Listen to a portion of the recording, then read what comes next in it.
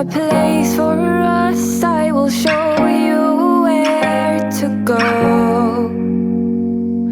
I won't try to change your mind, 'cause I'm always... And I've always wondered, man, why is it exactly that so many guys come so close to getting on the plane and meeting somebody and in the end just don't do it? By the way, about 90% of the women at loveme.com are also wondering that, because we have a whole lot of guys that write letters that never really get on the plane and go and meet somebody.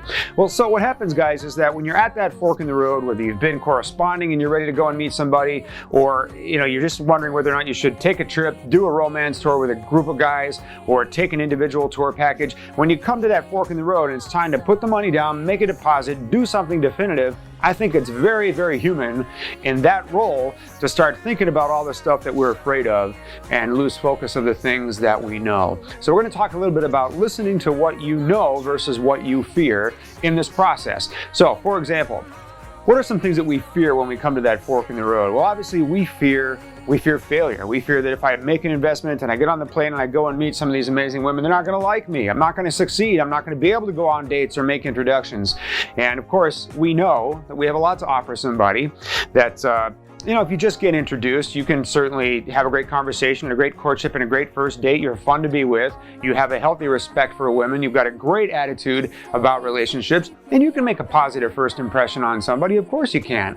We're afraid that maybe we're not going to be good enough for somebody. I'm just Bud from the Midwest. I don't have Bill Gates money. I don't look like Brad Pitt. There's nothing particularly spectacular about me. I'm just a guy. That might not be enough for some of these incredibly beautiful women who look like they could be international models, right? I know that crosses the minds of a great many men who come to that fork in the road.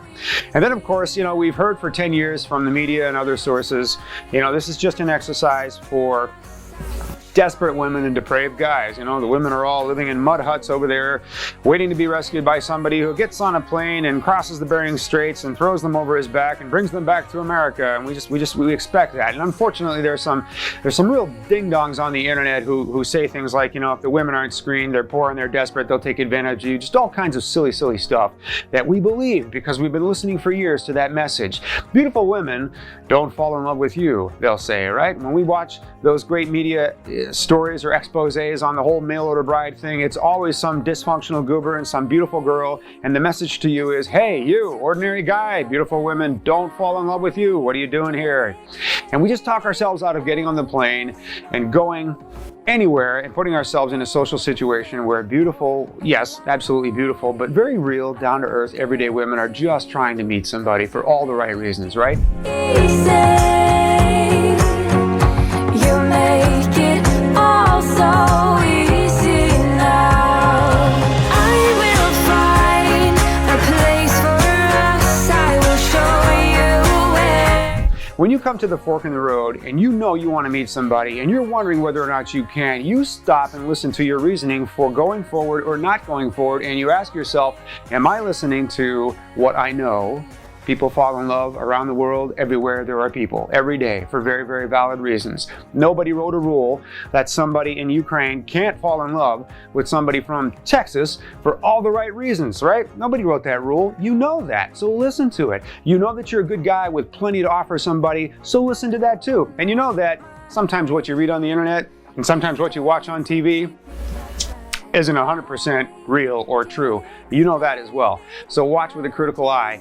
And if all else fails, guys, talk to people who have done this and who have succeeded, because for every weird little angry bird out there who tells you, the women aren't screened, they're dangerous, they're bad, that person's probably been married to somebody happily that he met at a social, and we probably didn't screen his wife either. Just think about those things, guys, all right? Reach out and talk to the referrals that we can provide you. The guys that have done this successfully, more than happy to tell their story to you and help you get off to the right start. All you have to do is make a bold decision to get on the plane and go, and don't deprive yourself of that incredible opportunity by listening to the angry birds and the media and anybody else who tells you that you, a perfectly nice guy with the right intentions, cannot complete this process successfully. Reach out and talk to us if you have any questions. Catch you on the next blog. Are you a single man looking for love? Join men from all over the world as they take a trip and find their future brides. Check out our website at firstchoicedating.com. If you enjoyed this video, be sure to give us a thumbs up and subscribe to our channel. Then click on the notice bell to get notified every time we add something new.